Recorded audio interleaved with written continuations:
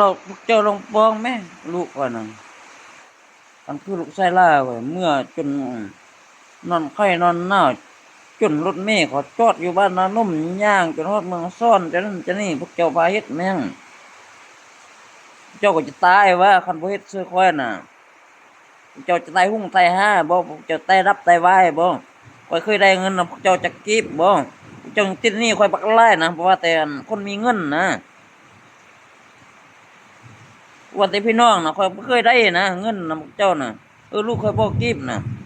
พวกเจ้าบ่นบตีนลูกค่อยเฮ็ดหยังเด็กน้อยเขาฮู้หยังนบแม่ค่อยได้เงินนำผู้ใดเด้เมื่อความทุกข์ความยากกลับมาแม่งลูกเมืองซ่อนลงเมืองเฮียมลงเมืองเฮียมลงปากม่องลงเมืองม่องลงรอบ้างจังหวัดสัญญาบุรีแม่งลูกก็ยังอดยังทนแม่งลูกชายล่าข่อยน่ะนกกินลูกข่อยแม่